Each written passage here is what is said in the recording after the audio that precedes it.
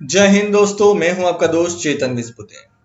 दोस्तों, कल सीबीडीटी ने एक नोटिफिकेशन इश्यू किया और इस नोटिफिकेशन में आईटीआर को ई वेरीफाई जो करना होता है या तो आईटीआर वी यानी कि एक्नॉलेजमेंट को जो बेंगलोर भेजना होता है साइन करके, उसकी जो लिमिट है पहले हुआ करती थी 120 दिन की, अब उसे घटाकर कर दिया गया है 30 दिन।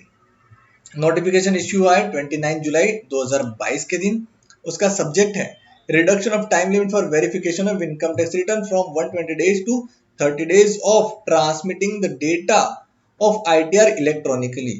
अब स्टार्टिंग में बहुत कुछ उन्होंने कहा है कि भाई पहले क्या हुआ करता था, फिर सीबीडीटी ने 30 दिन से घटाकर 120 दिन कर दिया और ब्ला ब्ला ब्ला। बट हम पढ़ेंगे पॉइंट नंबर 4 से। अब पॉइंट नंबर 4 क्या कहता है?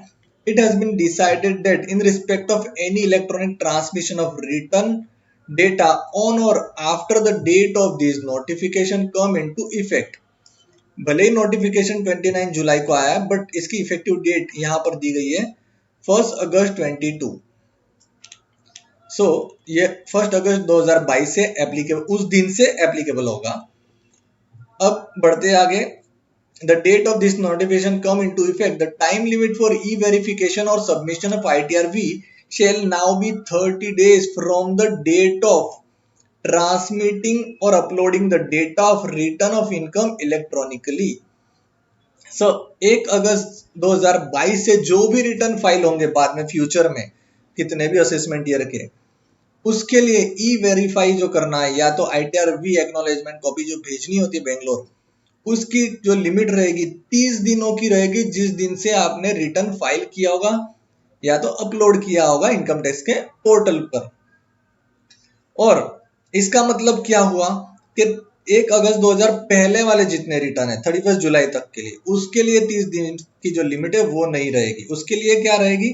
पुरानी लिमिट जो है 120 दिन की। यहाँ पे लिखा हुआ है, क्लियरिफिकेशन है, it is clarified that where the return of data is electronically transmitted before the date on which this notification come into effect, the earlier time limit of 120 days would continue to apply in respect of such returns.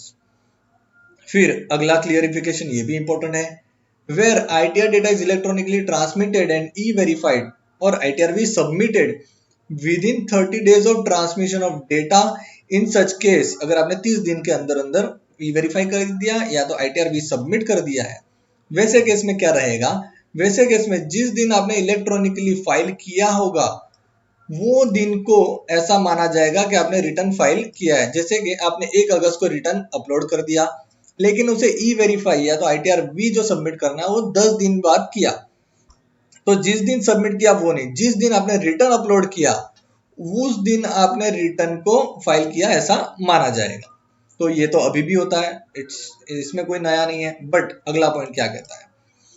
where ITR data is electronically transmitted but e-verified or ITR-V submitted beyond a time limit of 30 days of transmission of data, अगर आपने 30 दिन के बाद जैसे 1 अगस्त को return file किया but 30 अगस्त तक उसे ई वेरीफाई नहीं किया या तो ITR-V जो भेजना होता है वो नहीं भेजा, आपने भेजा 5 सितंबर को या 1 सितंबर को, उस केस में क्या होगा? In such cases, the date of e-verification or ITRV submission shall be treated as the date of file furnishing of return of income. तो जिस दिन आपने e-verify किया या तो जिस दिन आपने ITRV acknowledgement कॉपी सबमिट की, उस दिन को माना जाएगा कि आपने रिटर्न फाइल किया है। And all consequences of late filing of return under the act shall follows. So अगर लेट फाइलिंग की फीस जो लगने वाली है वो लगेगी। सपोज करो नेक्स्ट ईयर की बात करते हैं, फिनेंशियल ईयर 22-23 में आपने रिटर्न फाइल किया 31 जुलाई को, तो आपको 30 दिन के अंदर अंदर, जिस दिन रिटर्न फाइल किया वहां से लेकर 30 दिन के अंदर अंदर ई वेरीफाई नहीं करते, उसके बाद करते हो तो ऐसा माना जाएगा जिस दिन वी वेरीफाई हुआ था उस दिन रिटर्न फाइल हुआ है और लेट फाइलिंग फीस लगेगी, भले ही आपने ड्यू डेट के पहले रिटर्न क्यों ना फाइल किया हो। अब एड्रेस दिया है, एड्रेस तो आपको पता ही होगा, आईटीआर की जो कॉपी होती है वहां पर नीचे लिखा होता है। ये अगला एक क्लियरिफिकेशन है, the date of dispatch of speed post of duly verified ITR V shall be considered for the purpose of determination of 30 days period from the date of transmitting the data of income tax electronically.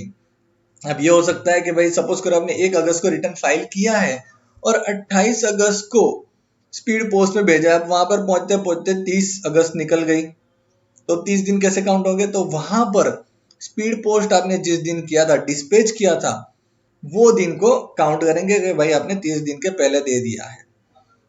और यहाँ पर दिया है कि भाई notification यहाँ पर available रहेगा, नोटिफिकेशन इफेक्टिव फ्रॉम 1 अगस्त 2022। तो दोस्तों ये था अपडेट। अगर वीडियो अच्छा लगा तो प्लीज लाइक शेयर और सब्सक्राइब जरूर से कीजिएगा। Thank you for watching. मिलते हैं अगले वीडियो में। जय हिंद, जय भारत।